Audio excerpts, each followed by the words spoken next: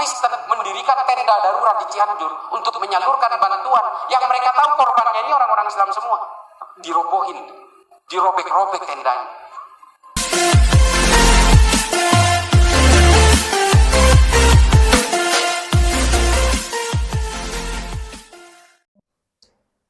Ya, shalom bagi kita semua dimanapun kita berada pada saat ini. Kiranya kita semua tetap berada dalam keadaan sehat dan apapun yang merupakan aktivitas kita sepanjang hari ini, kiranya Tuhan Yesus memberkati.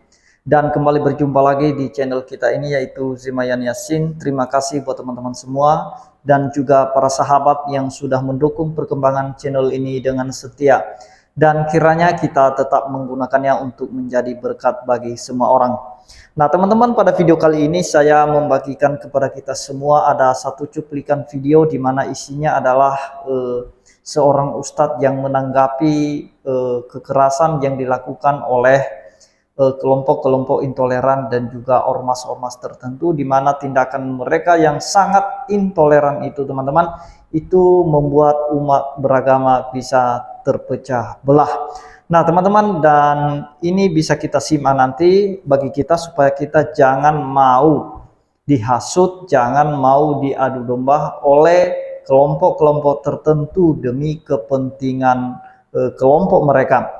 Jadi teman-teman, sebelumnya mari kita simak videonya yang berikut ini. Saya datang ke Tondano, ke Tomohon, ke daerah-daerah di mana orang Islam itu sama sekali ya katakanlah betul-betul minoritas. Di situ saya merasakan betapa damainya hidup di sana. Coba iri nggak? Padahal semua agama punya sejarah yang sama. Kristen itu Pak terlibat perang sesama orang Kristen selama 30 tahun, itu membunuh 8 juta orang Eropa. Coba hingga akhirnya Kristen terpecah menjadi Katolik dan Protestan. Mereka kemudian membuat surat perjanjian damai yang disebut dengan Westphalia Agreement dan Peace of Prague di Cekoslovakia. Selesai mereka kemudian damai hingga hari ini.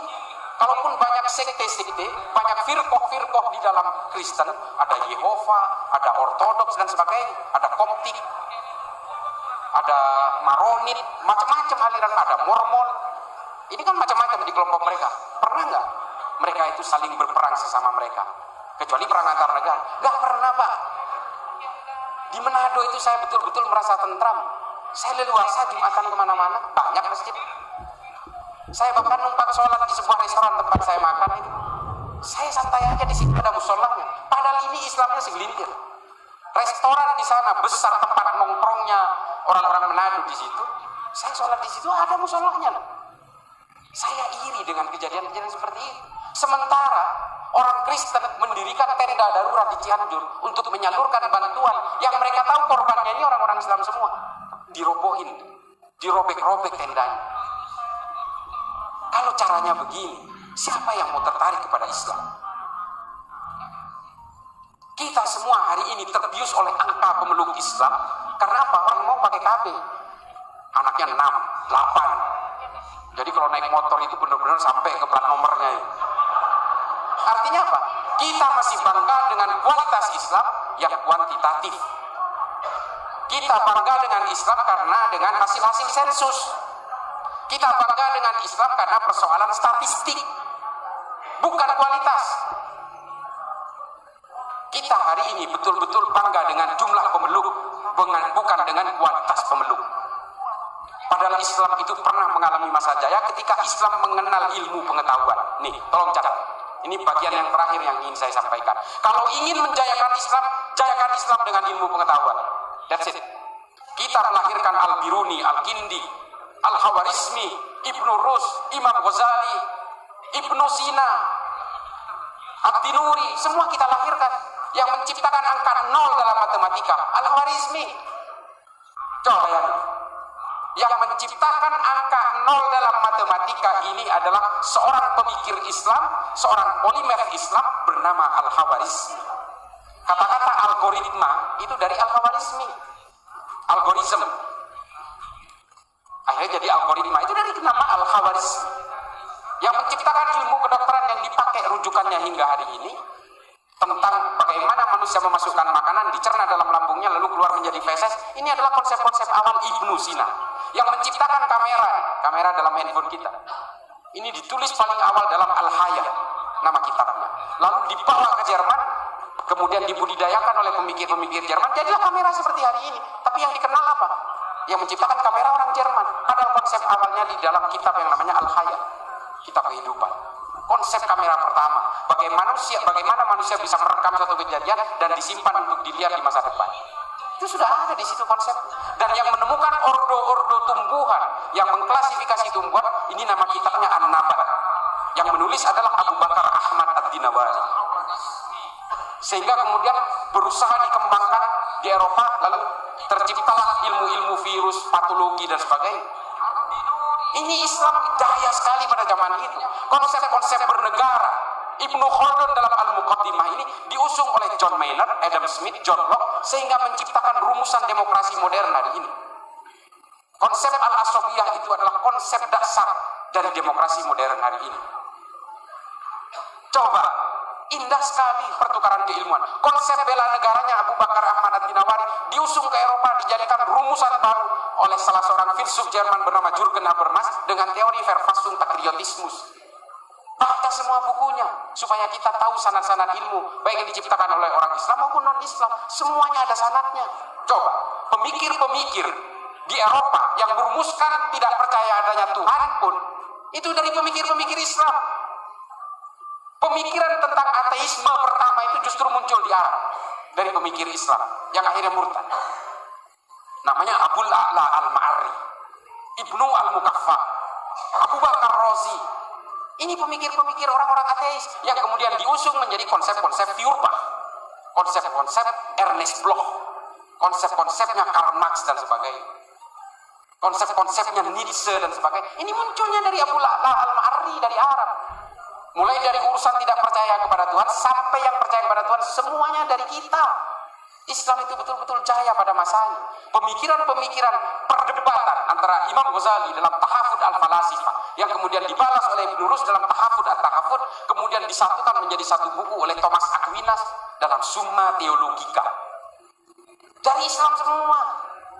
Lalu orang-orang ini kemudian berpikir, oh bahaya kalau orang Islam ini kembali kepada ilmu pengetahuan, dia betul-betul bisa menguasai dunia. Akhirnya apa yang dijejalkan kepada kita? Kepentingan-kepentingan politik.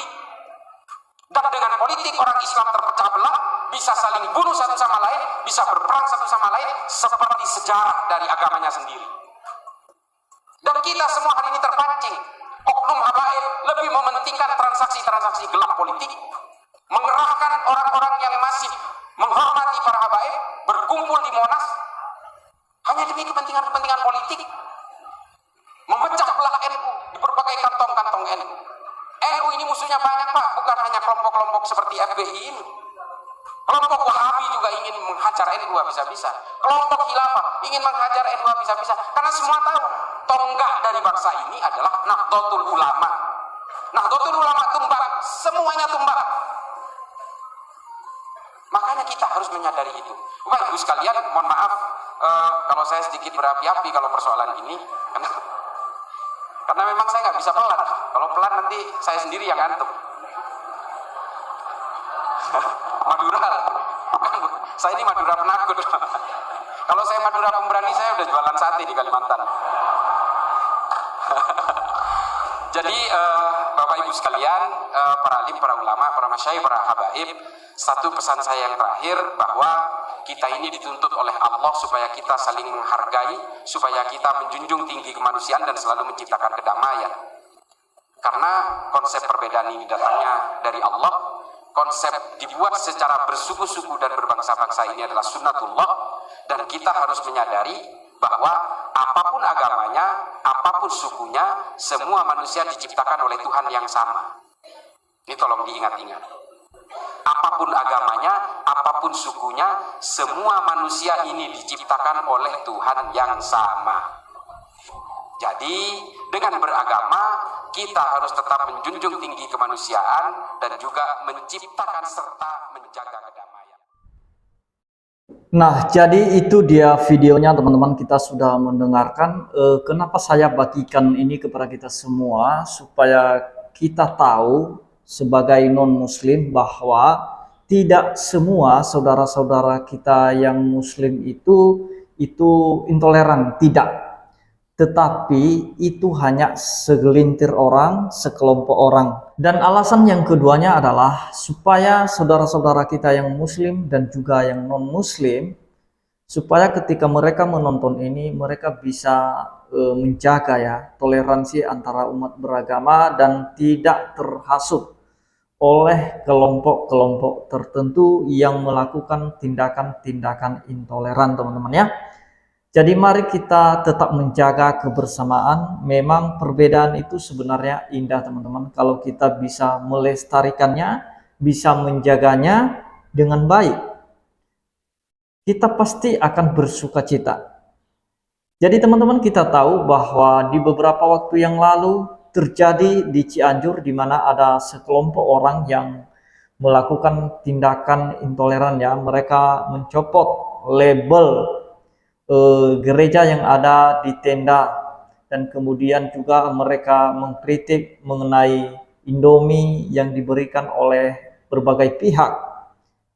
Tindakan kita, perbuatan kita itu mencerminkan ajaran kita, dan tidak mungkin agama itu diajarkan hal-hal yang tidak baik ya, seperti yang disampaikan oleh Bapak itu tadi. Sebenarnya agama itu mengajarkan supaya kita ini damai, supaya kita ini tidak kacau. Itulah artinya agama, teman-teman. Nah, supaya tidak kacau kehidupan kita, sekalipun kita berbeda-beda ya jangan sampai kacau. Itulah sebabnya kita punya agama masing-masing, supaya kita bisa hidup damai. Dan tentu saja ajaran-ajaran yang kita terima adalah ajaran-ajaran yang dimana itu mengarahkan kita kepada hal-hal yang baik, mengarahkan kita kepada hal-hal yang bersifat kemanusiaan, teman-teman. Nah, setiap agama itu tentu saja mungkin mengajarkan kasih ya, di agama lain mungkin. Tetapi yang di Kristen itu sudah jelas bahwa ajaran kasih itulah yang utama dalam kekristenan. Jadi itu tidak boleh ditiadakan. Karena itulah yang diajarkan oleh Tuhan Yesus. Supaya kita paham, teman-teman ya. Nah, karena semua agama apapun yang ada di negeri kita ini adalah agama yang benar-benar mengajarkan kebaikan bagi umatnya. Tetapi kalau ada tindakan-tindakan kelompok-kelompok intoleran demi kepentingan-kepentingan golongan mereka dan bahkan kepentingan politik, itu bukan salah agamanya, tetapi salah orangnya. Dan mungkin juga karena mereka salah menafsirkan ayat-ayat di dalam kitab suci mereka itu sendiri, sehingga ketika mereka salah memahami ayat-ayat dari kitab suci mereka, sehingga tindakan mereka pun salah. Kenapa? Karena didasarkan tafsiran yang salah. Nah, tentu saja setiap agama punya tafsiran terhadap kitabnya masing-masing. Demikian juga Kristen. Jadi itulah sebabnya orang Kristen itu selalu berhati-hati dalam menafsirkan kitab sucinya. Bahkan harus dilihat konteksnya. Memang di dalam Alkitab itu ada banyak ayat-ayat yang membahas tentang peperangan, di mana Allah memerintahkan juga Israel untuk membunuh bangsa-bangsa, untuk memerangi bangsa-bangsa yang kafir atau bangsa-bangsa yang tidak menyembah kepada Allah Israel. Kemudian bangsa lain itu diserahkan ke tangan Israel. Demikian juga Israel kalau misalnya mereka berbuat jahat, Allah serahkan mereka ke tangan bangsa-bangsa lain. Bahkan kita lihat dalam kitab suci itu, Alkitab itu Israel itu dibuang ke Babel ya. Jadi mereka menjadi tawanan di sana, menjadi orang-orang buangan. Kenapa? Karena dosa mereka dan kejahatan mereka. Pertanyaannya, apakah ayat-ayat atau cerita-cerita yang membahas tentang peperangan itu masih relevan kepada kita sampai saat ini? Tentu saja tidak, karena konteksnya itu adalah pada saat itu saja. Dan itu Taurat yang berlaku pada zaman itu, di mana setiap orang yang melakukan kesalahan, maka yang berlaku padanya adalah syariat Taurat itu, teman-teman. Hukum Taurat itu. berzina dihukum mati. Ada yang menyembah berhala dilenyapkan. Pokoknya semua yang melanggar hukum Taurat hukumannya mati. Tetapi ketika kita hidup di dalam zaman kasih karunia, di mana Yesus sudah mengajarkannya kepada kita, maka yang namanya cerita-cerita perang itu tidak relevan lagi sampai saat ini, tetapi menjadi pelajaran bagi kita, peringatan bagi kita cerita tersebut, supaya kita ingat bahwa Tuhan itu tidak mau seseorang berbuat jahat. Nah, jadi itu yang mau saya sampaikan teman-teman. Kiranya Tuhan Yesus memberkati kita semua. Shalom.